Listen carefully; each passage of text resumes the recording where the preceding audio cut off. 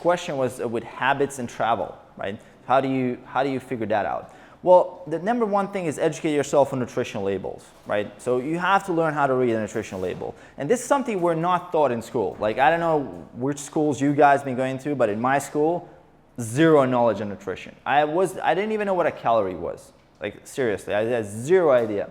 And I don't think they teach that stuff here in school even now, which is a little bit strange if you think about that. Like, I mean, think about it for a second. Food plays such a key role in our lives, and we're not thought about it at all. Like, we have no idea, right?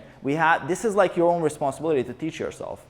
Because as a little kid, if you're basically not blessed with parents who have a lot of nutrition knowledge, nobody's gonna teach you this. Who's gonna teach you this kind of stuff? I mean, think about it for a second. If you don't teach yourself, like, you're basically at like a leaf in the wind, right? You eat what your friends eat what their friends eat. It's kind of like a big mess. Like, there's no structure to it. There's no control. We don't have zero control over this. And that's one big thing that why I started my channel, for example, on YouTube, is to basically educate people. Okay, well, there's these things like calories. There's these things like protein. There's these things that you have to learn. Otherwise, you're fucked. Like, who's going to teach you this? There's zero opportunity out there to learn this kind of stuff. Maybe in like 20, 30 years from now, it's going to be in schools. Maybe your kids will learn this stuff. But we're not so fortunate. So we have to learn it ourselves, right? And when it comes to, let's say, doing the right thing, like a big portion when you travel is really doing the right thing, not fall into the YOLO mindset, which is something that we often fall into. Let's say you're traveling to a new country and you're like, oh my God, I want to try everything. And you just go YOLO, right? You just don't pay attention to anything, which is cool if you're doing the travel for 5 days. But if you're like, for example, like myself, I've been traveling for the last 5 years, about 40 plus countries. If I was thinking like that in every single country, in every single city, I would be like this big. I wouldn't be able to fit in this camera angle here, right? So eventually you start to realize, well, shit, I have to take control of this. Otherwise, I'm screwed. You know, I'm like, what am I going to do? If I try everything, I'm done.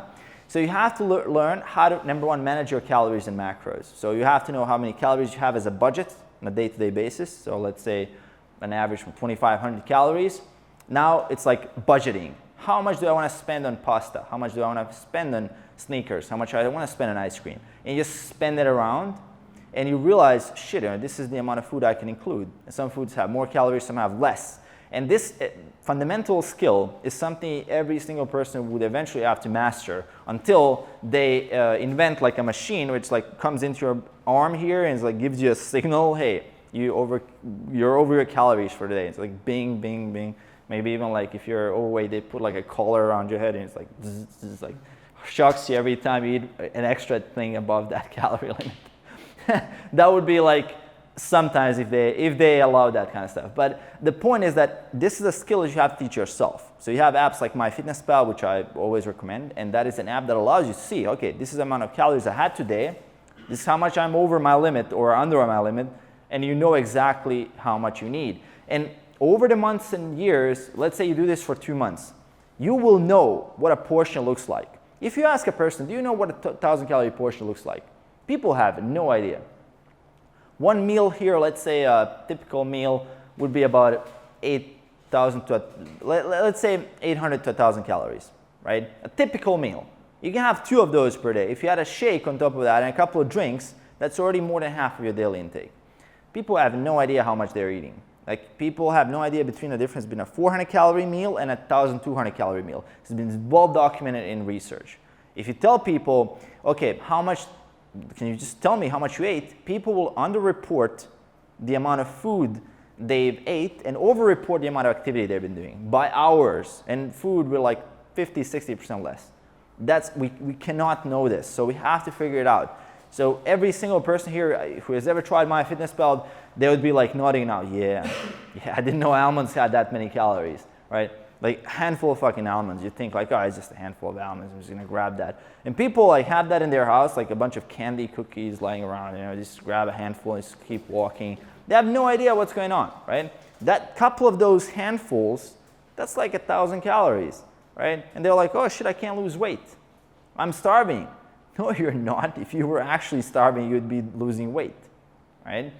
Really important figure here to understand is that caloric balance. So when you're traveling, keep an eye on that. Mindfulness is key. You don't have to track every little gram because you can't. you're out, you have no way to track, but you still keep an eye. Okay, oh, I did that tracking a couple of months ago, and this was kind of what a portion looked like. Now I know how many I can have. And if you're just eating out without even doing anything, if you're just buying stuff from the shop, just use a barcode scanner on MyFitnessPal. Barcode scan tells you exactly the amount of calories it has. Even if you don't have internet on your phone, there's a nutrition label that tells you exactly how many calories you have in that food. Like, there's literally zero excuse not to do it. But again, it has to come from a point where you're actually taking responsibility for it. Personal value is really, really key. People have to see that you're that type of person. They see your identity. They see what your identities are because they see your actions. If they see that you're taking action, like when I started going to the gym, for the first month, people were like, well, what the fuck are you doing there, man? Like, what are you doing there? Like, let's go get some food. Let's go chill out. Let's play FIFA. Let's play like Pro Evolution Soccer or some shit like that. We have a meeting, man. Like, go there. Like, let's go. And they try to break your values, right? Especially in the first couple of months. They try to go against that, right? Because they don't know that you've changed. You've changed here, but they can't see that. Because people think about themselves mainly, right? So they don't really have that kind of empathy, right? So that's normal. Same you do as for other people as well. So unless you're really consistent with your actions, you can't really tell everybody about your values, right? But if you've consistently taken action in a certain direction, they're like, okay, this guy is really serious about this. Let's admit that he's that kind of person. And then eventually you will actually filter certain people from your life, and you will attract new people from your life that love the new you. And that's the ability that you have. That's your choice. The choice that you have to be able to make yourself do the things that you don't want to do to get where you want to get. That's your choice. So you have to make that choice. As a little baby, your mom can come and say, oh, you have to eat vegetables. No, you can't get off the table until you eat vegetables. You have to do your homework. Have to shut down the PC and get 7-8 hours of sleep. They tell you that. They make you do the things that you don't want to do for your own good. But now you're adults, and who's going to make you do the things that you don't want to do? You. That's your responsibility. You have to parent yourself now. Your parents can't parent you anymore, but nobody tells us this, right? Who's going to tell you this, right? When you're in high school, nobody's telling you, well, you'll have to parent yourself in a couple of years. No, they don't tell you. Then there's like a big gap. You know, when you end high school, turn 18, you go to college, there's a big gap. You have all this control. You don't know what to do with it, right? You feel like you have control, but you don't really have control. You feel like, oh, I can just do whatever the hell I want. But you can't really, right? And not if you're really wanting to progress in life. There's certain things that you have to do that successful people do, right? But nobody tells you this. Nobody tells you that you actually have to make yourself go to the gym. It's always about the question of like all or nothing, right? So people are like, okay, if I can't do my 2-hour workout today, I'm going to stay home. If I can't do my perfect diet, I'm not going to do any diet at all, right? It's really not like that. Like, just doing 20 minutes in the gym will, again, give you a lot more of those results than doing 0, right? Doing 5 push-ups and 2 minutes of Tabata or whatever, like high intensity thing at home, will get you much more closer to where you want to be than doing 0. And if we can just get out of that all or nothing mentality and into a mentality of like, okay, let me do just the best I can do in the moment, that's really all you can do. Like, you don't have to beat yourself up, right? I just track like randomly, dude. I just write up, okay, I think I had this, whatever. You know, it doesn't matter. Because over the course of years and years of doing it, as long as the bulk of your days are good, everything else just turns into white noise, right? It's like one little fluctuation, like out of like the spike, you know, one little spike. But there's so many days that little spike doesn't matter, right? So it just gets averaged out. It just averaged out. And what you want to look at is like, what does my default look like? What is my default day? That's where I see a lot of people is like, this is one of the final points we're going to get into reading a little bit. I see a lot of people worried about that day, you know, what can I do on a specific special day? How I can design my best day? No, you want to change your default day. What is the day that you're just don't feel like it, you don't feel like crap, but you also don't feel like super energized? What does that day look like? What does your default day look like? Because the default day is really what the most of your days of the year will be.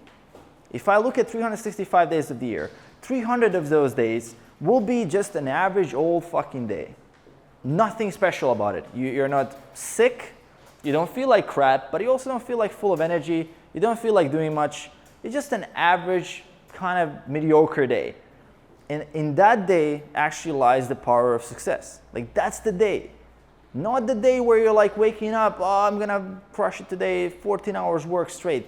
That's not the day. Those days are rare.